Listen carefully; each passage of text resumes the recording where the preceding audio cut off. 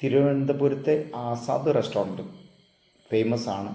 പലപ്പോഴും കയറണമെന്ന് കരുതിയിട്ട് നടക്കാതെ പോയിട്ടുണ്ട്. ഇപ്രാവശ്യം ലഞ്ച് ടൈമിലാണ് ഞാൻ വെള്ളിയാഴ്ച അവിടെ കയറിയത്.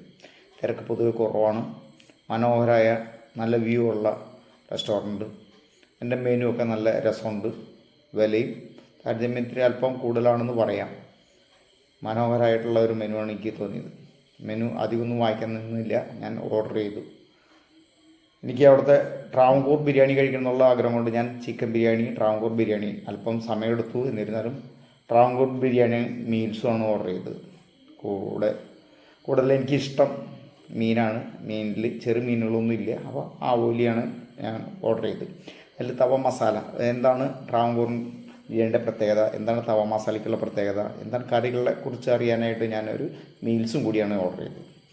അല്പം താമസിച്ച് അതിലെല്ലാം വന്നു കേട്ടോ. അല്പം സമയം നമ്മൾ റോഡിലൊക്കെ അങ്ങനെ നോക്കിയിരുന്നു വന്നു. മീൽസ് കറികളൊക്കെ ഉണ്ട്. പക്ഷേ നമ്മൾ തൃശ്ശൂർകാരായതുകൊണ്ടാണാവോ എനിക്ക് കറികളെല്ലാം ഇഷ്ടപ്പെട്ടില്ല. എന്തെങ്കിലും ഒരു കറി ഒരു കേരള ടച്ചോട് കൂടിയുള്ള കറികളായിട്ട് എനിക്ക് തോന്നില്ല. മീൻ കറി നല്ല മീൻ കറിയായിരുന്നു. പിന്നെ നമുക്ക് ആവോലിയാണ്, തവ മസാല, വെറുതെ ഒരു ഗ്രില്ല് ചെയ്ത ഒരു ആവോലിയായിട്ടാണ് തോന്നിയുള്ളൂ.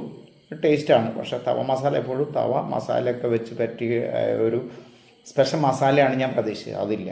പിന്നെ ബിരിയാണി കാണുമ്പോൾ തന്നെ നമുക്കറിയാം ഒന്ന് കുഴഞ്ഞിരിക്കണം. ഇതാണോ ട്രാവൻകൂർ ബിരിയാണി എന്ന് തന്നെ എനിക്ക് ഡൗട്ടായി. ഞാൻ അവിടെ വെയിറ്ററെ വിളിച്ച് ഇത് കാര്യങ്ങളൊക്കെ ഒന്ന് ചോദിച്ചു അറിഞ്ഞു. ഒരു മുട്ടയുണ്ട്, പക്ഷേ ബിരിയാണി ഞാൻ ഹാപ്പി അല്ല കേട്ടോ. ഇങ്ങനെയാണോ ട്രാവൻകൂർ ബിരിയാണി എന്ന് തന്നെ ഒന്ന് ചിന്തിപ്പിച്ചു. പല ബിരിയാണി നമ്മൾ കണ്ടിട്ടുണ്ട്. ഞാൻ ഹാപ്പി അല്ലാത്തൊരു ബിരിയാണി. അതിൻ്റെ ലുക്ക് തന്നെ വളരെ മോശമായിരുന്നു. ഫ്ലേവറൊക്കെ ഉണ്ട്, പക്ഷേ ബിരിയാണി ഒന്നിനോട് ഒന്ന് കുഴഞ്ഞ പോലെ എനിക്ക് തോന്നി. അതുപോലെ തന്നെ മീൽസ് തരക്കേടില്ലായിരുന്നു, നല്ല കുത്തരിയായിരുന്നു. അപ്പോൾ അത് കഴിച്ച് നമ്മൾ ഇറങ്ങി. അപ്പോൾ ട്രാവൻകൂർ ബിരിയാണി പരീക്ഷിച്ചത് എന്നെ ഹാപ്പി ആക്കിയില്ല. Thank you. Enjoy the life. Bye. സജീസ് ഫ്ലേവർ ടൈം.